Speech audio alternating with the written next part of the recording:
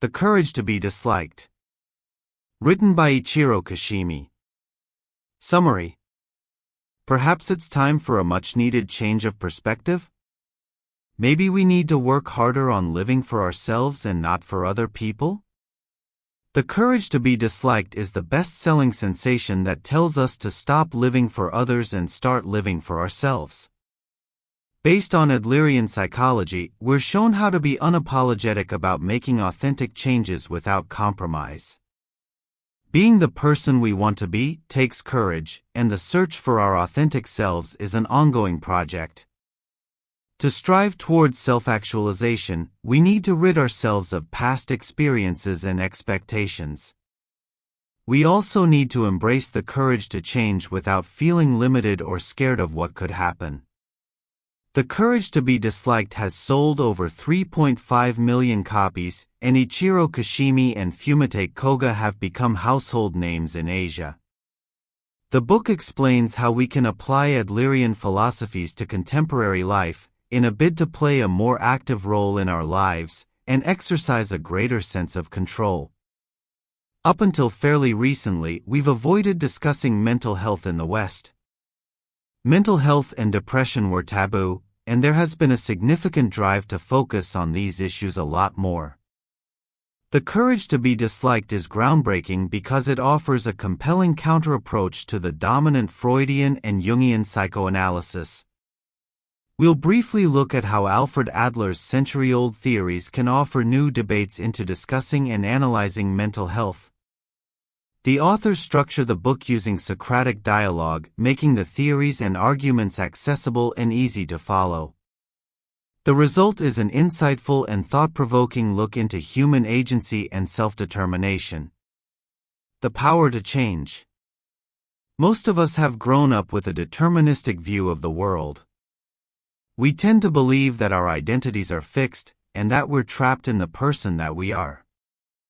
However, we have the power to change, and no matter what stage in life we're at, we can always grow and change. Despite what we think, our personalities are not fixed. While our past does influence us, it's not the sole determinant of who we are. We often look at victims as products of their past, and we naturally assume that what's going on in the present is related to the past. We have a cause and effect mentality that makes us think in specific ways, and this is reinforced by pop psychology, which argues that our actions are based on trauma. For example, we assume that children will grow up in a certain way based on their current behavior and upbringing. The popular belief is also that psychological problems are heavily rooted in the past. Adler argues that we all can break free from our past, and it doesn't have to determine our future. In short, we don't have to be governed by our past experiences and trauma. It's important to note that what we experience in the present moment is determined by a range of different factors. There isn't just one answer for everything. Our problems and anxieties aren't fixed or determined by one event. The reasons behind how and why we feel are fluid, and we can always change how we act and behave in everyday life. We accept the world as we see it. How do you feel about change? Many of us resist change because we're used to the status quo. We also don't tend to alter our outlook on things because it's too much effort. We have been indoctrinated into thinking in binaries. We're told that there's good and evil, hot and cold, light and dark. We're even categorized as either a dog or a cat person, or someone who experiences the world as glass half empty or half full. We see the world in black and white. The thing is, intuitively, we know that the world isn't black and white. We know that there are gray areas, yet we fall into the trap of having a very fixed outlook of the world. Humans don't fit neatly into categories, we're a lot messier than that.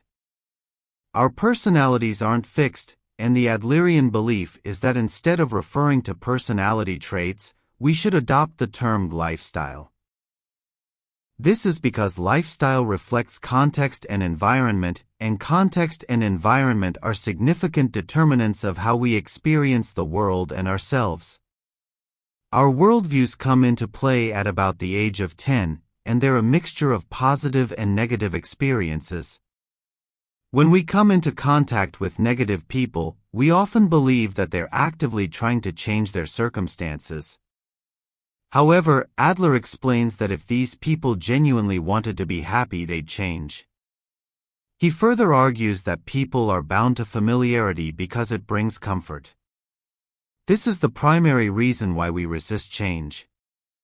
We have an inherent fear of the unknown, and we remain in our comfort zones.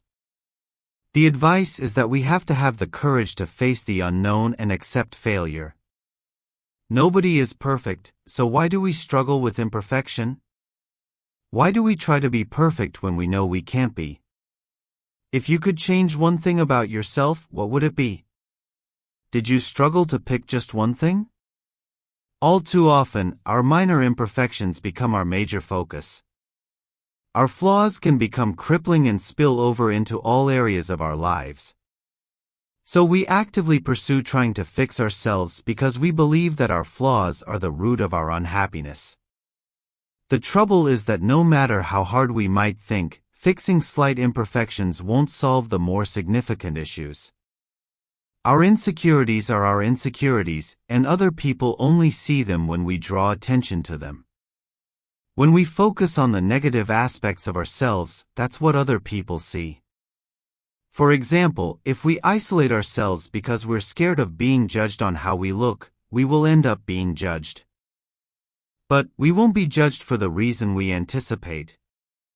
We'll end up being evaluated for purposefully isolating ourselves. In Daring Greatly, Brené Brown says that we need to embrace our vulnerability and flaws, and that by doing this, we show true courage. Comparisons are odious. Have you ever wished that you were more like somebody else? We live in a competitive society. We've been taught to keep up with the Joneses, and now with social media, things are becoming increasingly complex. There's a growing trend that we're never enough. We need to change this belief and adjust our attitudes to competition. There's nothing wrong with competition per se. Competition is how we make progress and reach our goals. However, competition also has a toxic side. Focusing on winning all the time and being the best causes a lot of undue stress and anxiety. Competition is another binary we've forced on ourselves because it results in either winning or losing. We've come to accept that losing makes us a failure. However, as we've learned, the only way we learn and grow is through failure.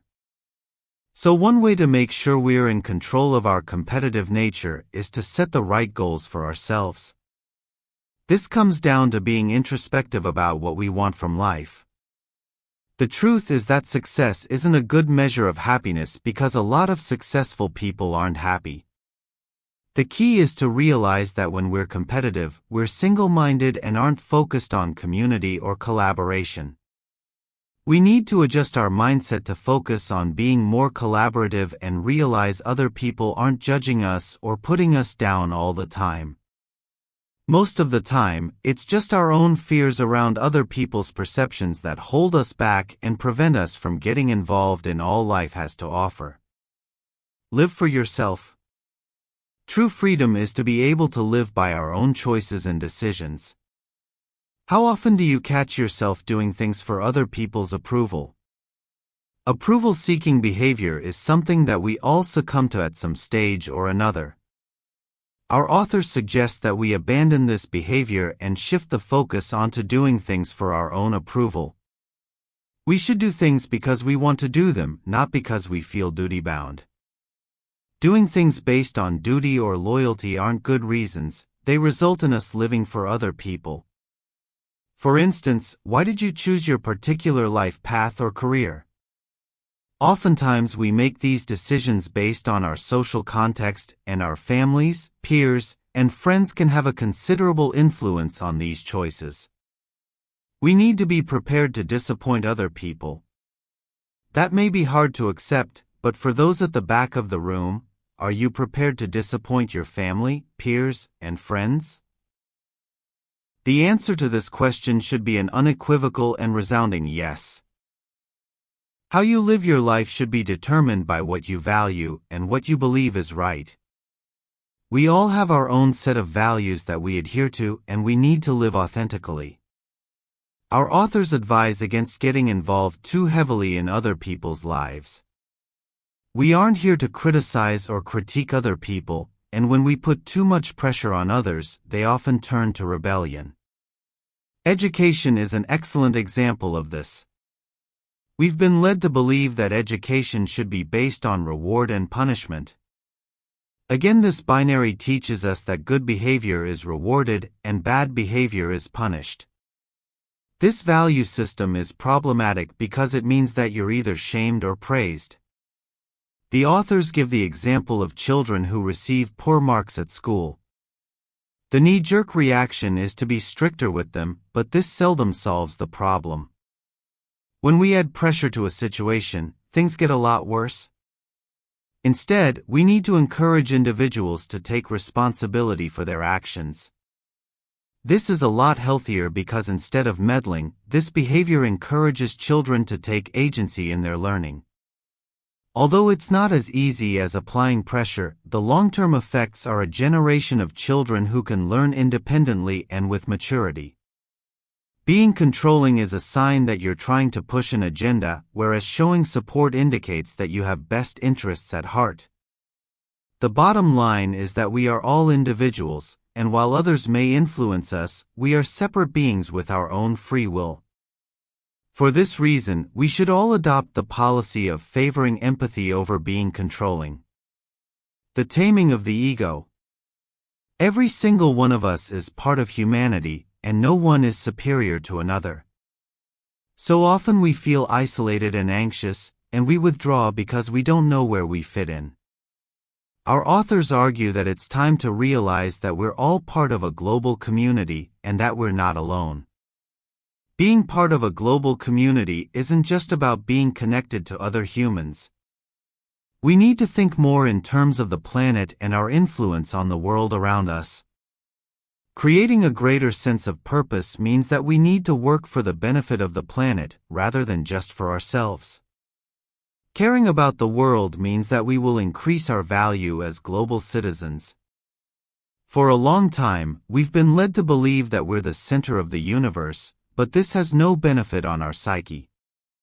Through encouraging reciprocity and generosity, we're more likely to be inspired to look at the bigger picture and find a greater purpose. We aren't owed anything, on the contrary, we owe the world around us. So dig deep and find out how you can change the world and make a positive impact. In conclusion, happiness is a mindset, and we can alter how we view the world. The crucial takeaway is that we have to become independent and shed ourselves of the need to compete with and compare ourselves to others. Rather than caring what others think, we should strive to foster a greater sense of our role in our community. Every day we should wake up and ask ourselves, what can I do to make the world a better place? If we begin each day by assessing our contributions to the world, we abandon the mindset that the universe revolves around us. Instead, we need to be acutely aware that we're all equal and have an equal role to play in the world. Finally, we need to abandon any sense that we're victims or that other people have an easier life than us. Life should be enjoyed, and we need to embrace living in the moment. Pay attention to the people around you because everyone is struggling. And while there will always be a handful of bullies and nasty people, most people are not like that. So step outside yourself, have the courage to set foot into the world, and live your life for your own authentic purpose.